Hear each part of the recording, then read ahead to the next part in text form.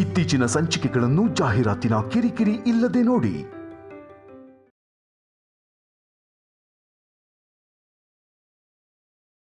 ಹೌದು ಅದ್ಕೆ, ಇವರು ಕಲ್ಕತ್ತಾದಲ್ಲಿದ್ರಂತೆ. ಇಲ್ಲಿಗ್ ಬರ್ದೆ ಇವರು ಅಲ್ಲೇ ಇದ್ದಿದ್ರೆ ಚೆನ್ನಾಗಿತ್ತು. ಕಾರಣ ಇಲ್ದೆ ಇಲ್ಲಿಗ್ ಬಂದ್ರು. ಆದ್ರೂ ನಾವ್ ಈ ತರ ಮಾತಾಡ್ಕೊಳ್ಬಾರ್ದು ಅದ್ಗೆ. ನಮ್ ಮನೇಲಿ ಬಾಡ್ಗೆಗಿದಾರಲ್ವಾ, ಅವ್ರ ಜಾತಕದಲ್ಲಿ ತೊಂದ್ರೆ ಇದೆ ಅನ್ಸತ್ತೆ.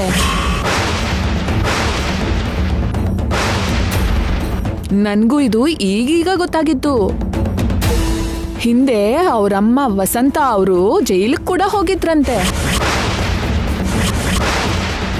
ಅವ್ರ ತಂದೆಯವರು ತುಂಬಾ ದಿನ ಕೋಮಾದಲ್ಲಿದ್ರಂತೆ. ಮನೇಲಿ ಮಕ್ಳ ಜೊತೆ ಸೊಸೆಯರ್ ಜೊತೆ ಯಾವಾಗ್ಲೂ ಗಲಾಟೆ ಅಂತೆ.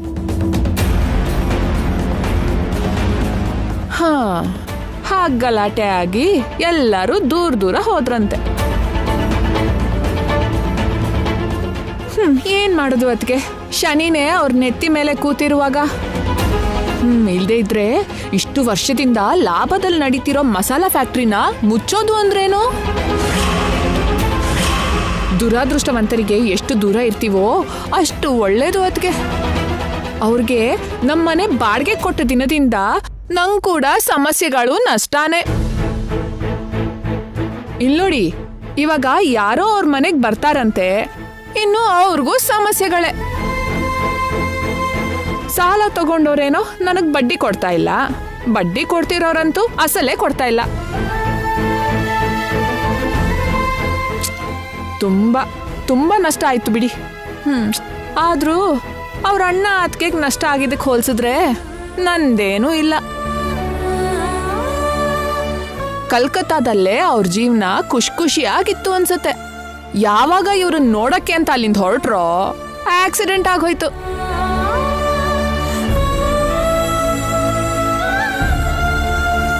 ಅದೇ ಇಲ್ಲಿಗ್ ಬರೋದ್ ಬಿಟ್ಟು ಅಲ್ಲೇ ಇದ್ದಿದ್ರೆ ಮಗುಗ್ ಹೀಗಾಗ್ತಿತ್ತ? ಚೆನ್ನಾಗ್ ಆಡ್ಕೊಂಡು ಸ್ಕೂಲ್ಗೆ ಹೋಗ್ತಿತ್ತು. ಈಗಾದ್ರೂ ಅಶುಭ ಆಗ್ತಿದೆ ಅಂತ ಅವ್ರ ಅರ್ಥ ಮಾಡ್ಕೊಂಡು ಕಲ್ಕತ್ತಾಗ್ ಹೊರಟೋದ್ರೆ ಚೆನ್ನಾಗಿರ್ತಾರೆ. ಇಲ್ಲ ಅಂದ್ರೆ ಇನ್ನೆಷ್ಟು ಅಪಾಯಗಳು ನಡೆಯತ್ತೋ ಏನೋ. ದುರಾದೃಷ್ಟದಲ್ಲೂ ಅದೃಷ್ಟ ಅಂದ್ರೆ ಅಶೋಕ್ ಅವ್ರದೇ ನೋಡಿ.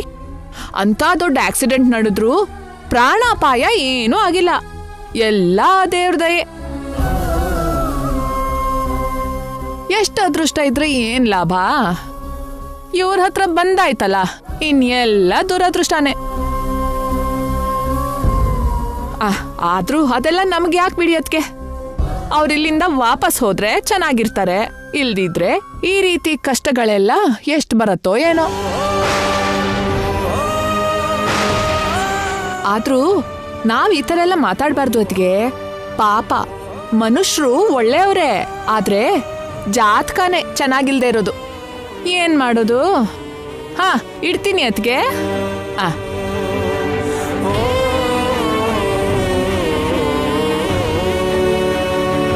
ವೈದೇಹಿ, ತಗೋ ಆಪಲ್ಸ್, ಮಗು ಕೊಡು ಆಯ್ತಾ? ಫೋನು ನಮ್ಮ ಅತ್ತಿಗೆ ಮಾಡಿದ್ದು. ಅವಳ ಜಾತಕ ಚೆನ್ನಾಗಿಲ್ಲ ಅಂತ ಮಾತಾಡ್ಸಿದ್ದೆ.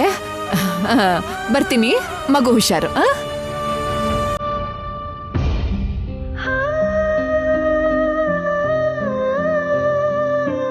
ಏನ್ರಿ, ನಾವು ಕಲ್ಕತ್ತಾಗೆ ಹೋಗ್ಬಿಡೋಣ. ಏನ್ ವೈದೇಹಿ, ವಾಪಸ್ ಹೋಗದಾ? ಹೌದು ರೀ. ಅವ್ರು ಯಾರೋ ಗೊತ್ತಿಲ್ಲ, ಆದ್ರೆ ಅವ್ರು ಹೇಳಿದ್ ನಿಜಾನೇ ಅನ್ನಿಸ್ತಿದೆ. ಹಿಂದೆ ನಾವು ಅವ್ರ ಜೊತೆಗಿದ್ದಾಗ ಏನೇನೋ ಮಾತು, ಮನಸ್ತಾಪ, ಮನಃಶಾಂತಿನೇ ಇರ್ತಿರ್ಲಿಲ್ಲ. ಇಲ್ಲಿಂದ ನಾವು ಕಲ್ಕತ್ತಾಗ ಹೋಗಿ ಉಳ್ಕೊಂಡ್ಮೇಲೆ ತುಂಬಾ ಹ್ಯಾಪಿ ಆಗಿದ್ವಿ. ಯಾವ ಟೆನ್ಷನ್ನು ಇಲ್ಲದೆ ಹಾಯಾಗಿದ್ವಿ. ಈಗ ಇಲ್ಲಿಗೆ ಬರ್ತಾ ಇದ್ದ ಹಾಗೆ ಹೀಗೆಲ್ಲ ಆಯ್ತು. ದಿನ ಅಪ್ಪ ಅಮ್ಮ ಅಂತ ಆಡ್ತಾ ಇರೋ ಮಗ ಹೀಗೆ ಹಾಸ್ಪಿಟಲಲ್ಲಿ ಮಲ್ಕೊಂಡಿದ್ದಾನೆ. ಬೇಡ ರೀ, ಇಲ್ಲಿರೋದು ಬೇಡ, ಹೊರಟು ಬಿಡೋಣ. ಇವರು ದುರಾದೃಷ್ಟವಂತರ, ಕೆಟ್ಟ ಜಾತಕದವರ ನಮಗ್ ಬೇಕಾಗಿಲ್ಲ. ಇಷ್ಟ ದಿನ ನಾವು ಹೇಗಿದ್ವೋ ಹಾಗೇ ಇದ್ರಾಯ್ತು. ನಾವು ಹೊರಟು ಹೋಗೋಣ ರೀ. ಪ್ಲೀಸ್, ಅಲ್ಲೇ ನೆಮ್ಮದಿಯಿಂದ ಬದುಕೋಣ. ಸರಿ ವೈದೇಹಿ, ಮಮ್ಮಿ ಡ್ಯಾಡಿಗೆ ಅಖಿಲ್ಗೆ ಹೇಳಿ ಹೊರಡೋಣ. ಬೇಡ ರೀ, ಹೇಳಿದ್ರೆ ಏನಾದ್ರೂ ಮಾತು ಹೇಳಿ ಅವ್ರು ನಮ್ಮನ್ನ ತಡೆಯೋಕ್ ಪ್ರಯತ್ನ ಪಡ್ತಾರೆ. ನಮ್ಮ ಪಾಡಿಗೆ ನಾವು ಹೊರಟು ಹೋಗೋಣ. ನನಗಿಲ್ಲಿರೋದು ಬೇಕಾಗಿಲ್ಲ. ಸನ್ನಿ ಡಿಸ್ಚಾರ್ಜ್ ಆಗ್ತಿದ್ದ ಹಾಗೆ ಹೊರಟ್ಬಿಡೋಣ.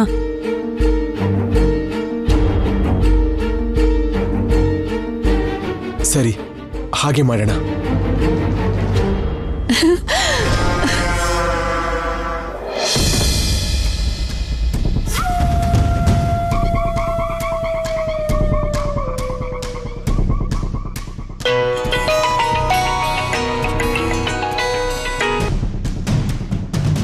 ಹೇಳು ವನಜಾಕ್ಷಿ.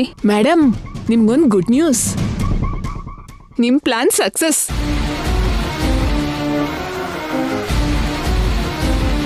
ನಾನ್ ಹೇಳಿದ ಮಾತು ಕೇಳಿ ನಂಬೇ ಬಿಟ್ರು. ಮನೆಯವ್ರ ಹತ್ರ ಹೇಳ್ದೆ ಹೊರಟು ಹೋಗೋದು ಅಂತ ಕೂಡ ಡಿಸೈಡ್ ಮಾಡಿದ್ದಾರೆ. Super super Vanajakshi. ನಿನ್ಗೆ ಕೊಡ್ಬೇಕಾಗಿದ್ಕಿಂತ ಅರ್ಥ ಹೆಚ್ಚಾಗೆ ಕೊಡ್ತೀನಿ. ಹೇಳಿರೋ ಕೆಲಸ ಕರೆಕ್ಟಾಗಿ ಮಾಡಿದ್ಯಾ. ನಾನು ತುಂಬಾ ಹ್ಯಾಪಿ ಆಗಿದ್ದೀನಿ. Thank you madam. ಇಡ್ತೀನಿ ಮೇಡಮ್. ಓಕೆ.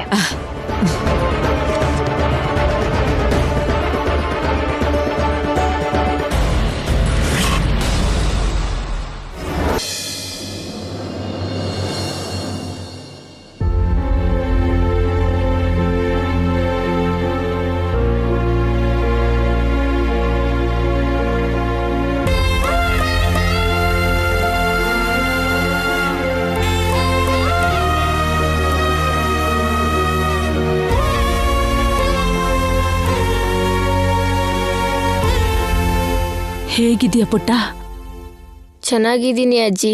ನಿನಗ್ ಬೇಗ ಗುಣ ಆದ್ರೆ ನಿಮ್ ಚಿಕ್ಕಮ್ಮ 108 ಉರುಳ್ ಸೇವೆ ಮಾಡ್ತೀನಿ ಅಂತ ಹರಕೆ ಕಟ್ಕೊಂಡಿದ್ದಾಳೆ.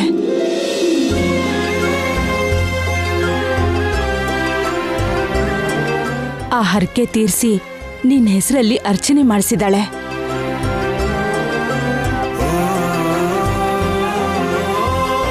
ಚಿಕ್ಕಮ್ಮ, ನಾನು ಇನ್ನೂ ಕೋಲ್ಕತ್ತಾಗ ಹೋಗಲ್ಲ, ಇಲ್ಲೇ ಇರ್ತೀನಿ.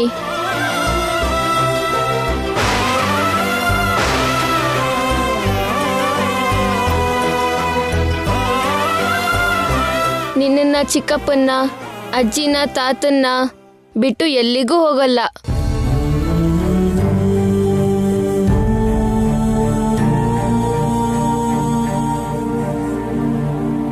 ಹೋಗಲ್ಲ ಕಂದ, ನೀನ್ ಎಲ್ಲೂ ಹೋಗಲ್ಲ, ನಮ್ ಜೊತೆಲೇ ಇರ್ತೀಯ. ನಿಜವಾಗ್ಲೂನಾ? ಹೌದು ಪುಟ್ಟ. ಮಮ್ಮಿ, ಡ್ಯಾಡಿ, ನೀವೆಲ್ಲ ನಮ್ ಜೊತೆ ಇಲ್ಲೇ ಇರ್ತೀರ.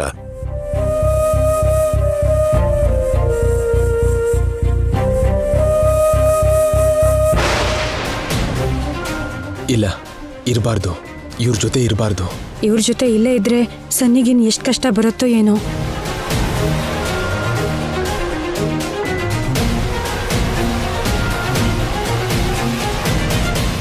ಏನ್ ಅಶೋಕ್, ನೀವಿಬ್ರು ಯಾಕೆ ಹೇಗಿದ್ದೀರಾ?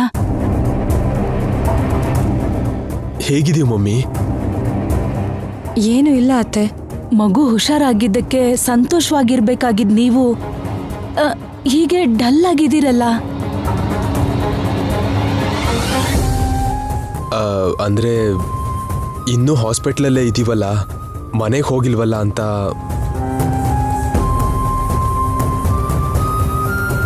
ಹೋಗೋಣ ಕಣಪ್ಪ. ಇವತ್ತೋ ನಾಳೆನೋ ಡಿಸ್ಚಾರ್ಜ್ ಆಗಿ ಮನೆಗೆ ಹೋಗ್ತೀವಿ ತಾನೆ. ಔಟ್ ಆಫ್ ಡೇಂಜರ್ ಅಂತ ಡಾಕ್ಟರ್ ಹೇಳಿದ್ರಲ್ವಾ ಅಣ್ಣ, ಇನ್ಯಾಕೆ ಟೆನ್ಷನ್ ಮಾಡ್ಕೋತೀಯಾ? ಏನಿಲ್ವೋ? ಏನಿಲ್ಲ ಇದೆ.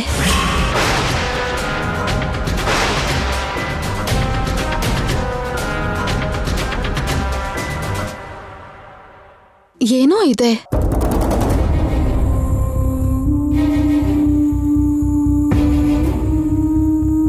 ಯಾವುದೋ ವಿಷಯಕ್ಕೋ ನೀವಿಬ್ರು ತುಂಬಾ ಒದ್ದಾಡ್ತಿದ್ದೀರಾ ಬಾವಾ? ಒದ್ದಾಡೋದು ಅಂದ್ರೆ ಏನಿಲ್ಲ ಅಮ್ಮ, ಸನ್ನಿ ಬಗ್ಗೆನೇ, ಅವನ ಆರೋಗ್ಯದ ಬಗ್ಗೆ ಟೆನ್ಷನ್ ಆಗ್ತಿದೆ ಅಷ್ಟೇ. ಸನ್ನಿ ಆರೋಗ್ಯದ ಬಗ್ಗೆ ನೀವೇನ್ ಟೆನ್ಷನ್ ಮಾಡ್ಕೋಬೇಡಿ ಬಾವಾ. ಕೃಷ್ಣನ್ ದಯೆಯಿಂದ ಅಪಾಯ ಕಳೀತಲ್ಲ, ಧೈರ್ಯವಾಗಿರಿ. ಆಯ್ತು ಶ್ಯಾಮ, ಧೈರ್ಯವಾಗಿರ್ತೀವಿ.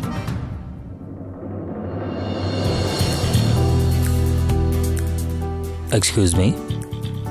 Very good morning. Hi Putta. Hi doctor uncle. How are you? Fine uncle. Good. Very good. Report ಬಂತಾ?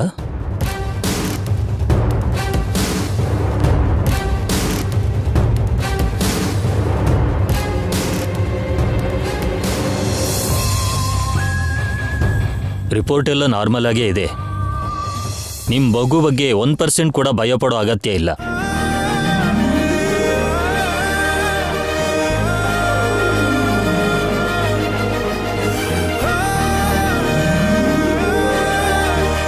ನಾಳೆನೇ ಮಗುನ ಡಿಸ್ಚಾರ್ಜ್ ಮಾಡ್ತೀನಿ. Thank you doctor, thank you very much. But one thing,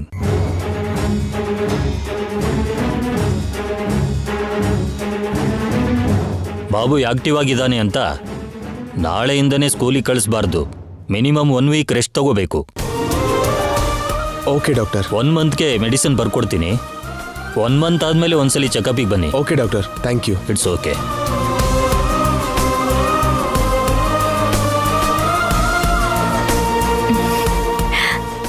ಈಗ ಸಮಾಧಾನ ಆಯ್ತಾ ಅಕ್ಕ? ಸಮಾಧಾನ ಆಯ್ತಮ್ಮ, ಸಮಾಧಾನ ಆಯ್ತು.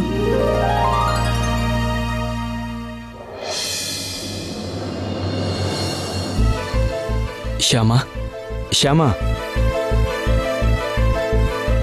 ಯಾಕೆ ಹಾಗಿದ್ಯಾ? ವೈದೇಹಿ ಅಕ್ಕ ಅವ್ರು ಬಂದಿದ್ದಕ್ಕೆ ಖುಷಿ ಆದ್ರೂ ಅವ್ರನ್ನ ಹಾಸ್ಪಿಟ್ಲಿಂದ ಮನೆ ಕರ್ಕೊಂಡ್ ಬರೋದು ತುಂಬಾ ನೋವು ಆಗ್ತಿದೆ.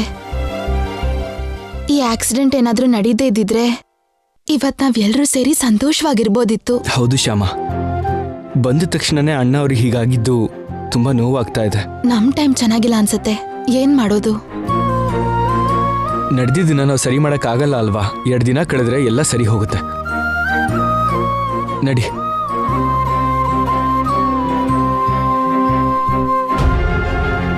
ಇದೇನಿದು? ಅಣ್ಣ, ಅಣ್ಣ, ಯಾರು ಇಲ್ವಲ್ಲ ರೀ ಇಲ್ಲಿ. ನಡಿ ರಿಸೆಪ್ಷನ್ ಅಲ್ಲಿ ಕೇಳೋಣ. Excuse me. ಹೇಳಿ ಮೇಡಮ್, ಮಗುದು ಆಕ್ಸಿಡೆಂಟ್ ಕೇಸ್ ಇತ್ತಲ್ಲ, ಅವ್ರೆಲ್ಲಿ ಹೋದ್ರು? ಅವ್ರು ಅವಾಗ್ಲೇ ಡಿಸ್ಚಾರ್ಜ್ ಮಾಡ್ಕೊಂಡು ಹೋದ್ರು ಸರ್.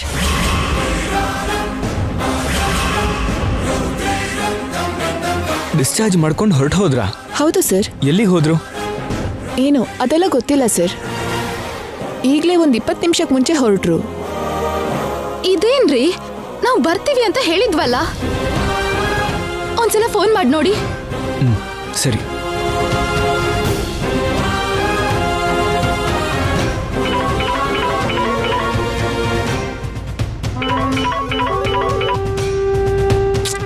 ಏನಾಯ್ತು? ಅಣ್ಣ ಕಾಲ್ ಕಟ್ ಮಾಡ್ತಾ ಇದ್ದಾನೆ. ಕಟ್ ಮಾಡ್ತಿದಾರಾ? ವೈದೇಹಿ ಅಕ್ಕಂಗೆ ಕಾಲ್ ಮಾಡಿ ನೋಡಿ. ಹಾ ಸರಿ.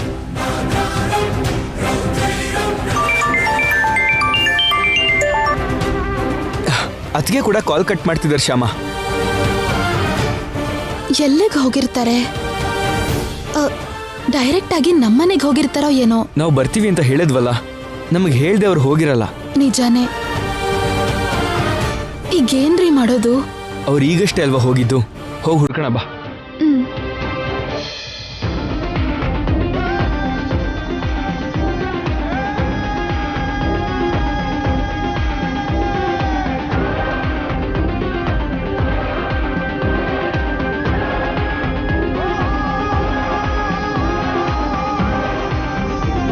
ಇಲ್ಲಿ ನೋಡಿ, ಇವ್ರನ್ನೆಲ್ಲಾದ್ರೂ ನೋಡಿದ್ರಾ ನೀವು?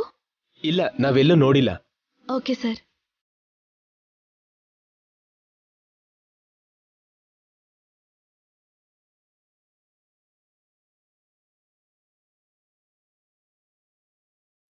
ಏನ್ ಶ್ಯಾಮ ಇದು? ಅಣ್ಣ ಅತ್ಗೆ ಯಾಕೆ ಹೀಗೇನು ಹೇಳ್ದೆ ಹೊರಟೋದ್ರು? ಅದೇ ನನಗೂ ಏನು ಅರ್ಥ ಆಗ್ತಿಲ್ಲ ರೀ. ಅತ್ತೆ ಹಾಸ್ಪಿಟ್ಲಿಗೆ ಬಂದಾಗ ಮಾತಾಡ್ಬೇಕಾದ್ರೆ ಅಡ್ರೆಸ್ ಏನಾದ್ರೂ ಹೇಳಿದ್ರೇನೋ, ಅದನ್ನ ಕೇಳಿಸ್ಕೊಂಡು ಮನೆಗೇನಾದ್ರೂ ಹೋದ್ರೇನೋ ಅಂತ ಅನ್ಸ್ತಿದೆ. ಚಾನ್ಸೇ ಇಲ್ಲ ಶ್ಯಾಮ. ಅವ್ರು ಹಾಗೆ ಮನೆಗೆ ಹೋಗಿರೋಕ್ಕೆ ಚಾನ್ಸ್ ಇಲ್ಲ. ಅವ್ರನ್ನ ಕರ್ಕೊಂಡು ಹೋಗೋದಕ್ಕೆ ನಾವು ಹಾಸ್ಪಿಟ್ಲಿಗೆ ಬರ್ತೀವಿ ಅಂತ ಹೇಳಿದ ಮೇಲೂ ಕೂಡ ಅವ್ರು ಹಾಗೆ ಮನೆಗೆ ಹೋಗಿರೋದಕ್ಕೆ ಚಾನ್ಸ್ ಇಲ್ಲ. ಯಾಕೋ ಅವರು ಹೋಗಿದ್ದಾರೆ. ನಮ್ಮ ಮನೆಗೆ ಬರಕ್ಕೆ ಇಷ್ಟ ಇಲ್ದಂಗೆ ಹೋಗಿರ್ಬೋದಾ? ಅಷ್ಟು ದೂರದಿಂದ ಬಂದಿದ್ದು ನಮ್ಮನೆಗೆ ಬರಕ್ಕೆ ಅಲ್ವಾ? ಅಂಥದ್ರಲ್ಲಿ ನಮ್ಮನೆಗೆ ಬರಕ್ಕೆ ಇಷ್ಟ ಇಲ್ಲ ಅಂದ್ರೆ ಏನ್ ಹೇಳ್ರಿ? ಅವರು ಬಂದಿದ್ದಕ್ಕೂ ಹೋಗೋದಕ್ಕೂ ಮಧ್ಯ ಏನೋ ಆಗಿದೆ ಶ್ಯಾಮ, ಏನೋ ನಡೆದಿದೆ.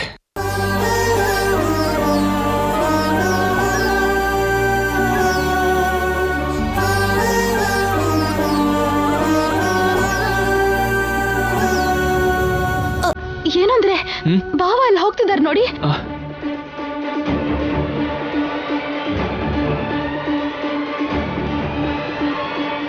ಬಾ ಶ್ಯಾಮ.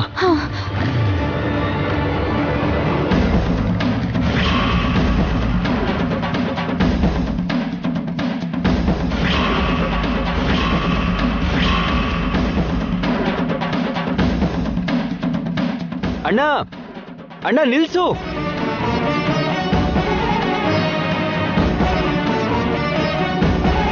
ಡ್ರೈವರ್ ಸರ್, ಬೇಗ ಹೋಗು. ಸರಿ ಸರ್.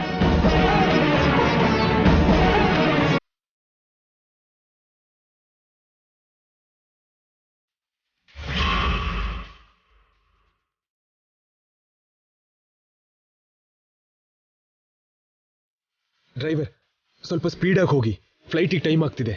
Okay sir.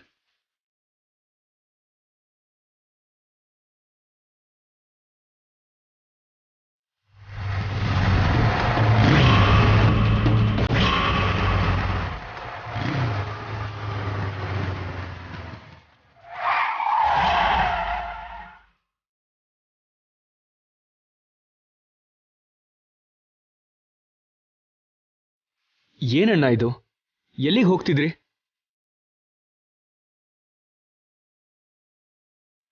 ನನಗೆ ಉತ್ತರ ಕೊಡು ಅಣ್ಣ. ಎಲ್ಲಿಗೆ ಹೋಗ್ತಿದ್ರಿ? ಕಲ್ಕತ್ತಾಗ ಹೋಗ್ತಿದ್ದೀವಿ. ಕಲ್ಕತ್ತಾಗ ಯಾಕಣ್ಣ ಹೋಗ್ತಿದ್ರಿ?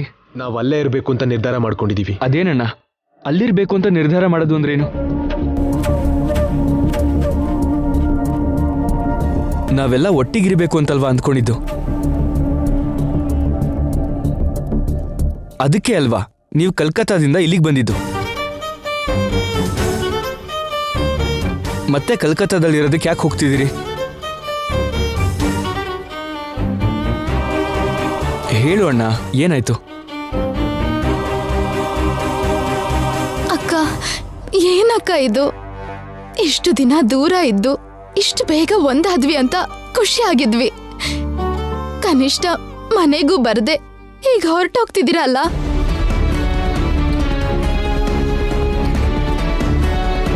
ನಮ್ಮಿಂದ ಏನಾದ್ರೂ ತಪ್ಪಾಗಿದ್ರೆ ಹೇಳಿ ಅಕ್ಕ, ನಾವು ಸರಿ ಮಾಡ್ಕೋತೀವಿ. ಅಯ್ಯೋ ಇಲ್ಲ, ನಿಮ್ಮಿಂದ ಯಾವ ತಪ್ಪು ಆಗಿಲ್ಲಮ್ಮ. ಮತ್ ಯಾಕೆ ಹೋಗ್ತಿದ್ದೀರಾ ಅಕ್ಕ? ಯಾಕೋ ಇಲ್ಲಿ ಇರೋದಕ್ಕೆ ಮನ್ಸಾಗ್ತಿಲ್ಲ ಅಮ್ಮ. ಅದೇ ಯಾಕೆ? ಯಾಕೆ ಅಂದ್ರೆ ಏನು ಅಂತ ಹೇಳೋ. ಬೆಂಗಳೂರಲ್ಲಿ ಎಲ್ಲ ಜೊತೆ ಸೇರಿ ಹ್ಯಾಪಿಯಾಗಿರೋಣ ಅಂತ ಕಲ್ಕತ್ತಾದಿಂದ ಬಂದ್ವಿ. ಆದರೆ ಇಲ್ಲಿ ಬಂದ್ಮೇಲೆ ಸನ್ನಿಗೆ ಆಕ್ಸಿಡೆಂಟ್ ಆಗಿ ಪ್ರಾಣಕ್ಕೆ ತೊಂದರೆ ಆಗೋ ಸ್ಥಿತಿ ಬಂತು.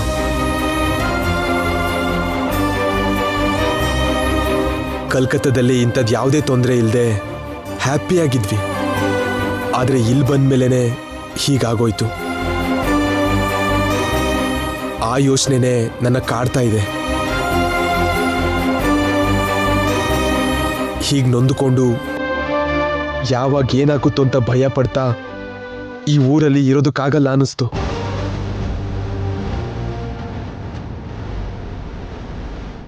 ಅದಕ್ಕೆ ಹೊರಟು ಬಿಡೋಣ ಅಂತ ನಿರ್ಧಾರ ಮಾಡಿದ್ವಿ. ತಪ್ಪು ಅಣ್ಣ, ನಿನ್ನ ಆಲೋಚನೆ ತಪ್ಪು. ರೋಡ್ ಮೇಲೆ ಆಕ್ಸಿಡೆಂಟ್ ಆಗುತ್ತಲ್ವಾ ಅಂತ ನಾವು ರೋಡಿಗೆ ಬರೋದನ್ನ ನಿಲ್ಸಕ್ಕಾಗತ್ತಾ? ಒಂದು ಸಲ ಹೀಗಾಯ್ತು ಅಂತ ಪ್ರತಿ ಸಲ ಹೀಗೆ ಆಗತ್ತೆ ಅಂತ ಅಂದ್ಕೊಳ್ಳೋದು ಕರೆಕ್ಟ್ ಅಲ್ಲ ಅಕ್ಕ. ಅಷ್ಟಕ್ಕೂ ಈ ಊರು ನಿಮ್ಗೇನು ಹೊಸದಲ್ಲ ಅಲ್ವಾ ಅಣ್ಣ? ನಿನ್ನೆ ಮೊನ್ನೆ ತನಕ ಇದೇ ಊರಲ್ಲಿ ಇದ್ರಿ ತಾನೆ? ಆಗ ಯಾವತ್ತೂ ಈ ಥರ ಆಕ್ಸಿಡೆಂಟ್ ಆಗಿರ್ಲಿಲ್ವಲ್ಲ? ಹ್ಯಾಪಿಯಾಗೇ ಇದ್ರಲ್ವಾ?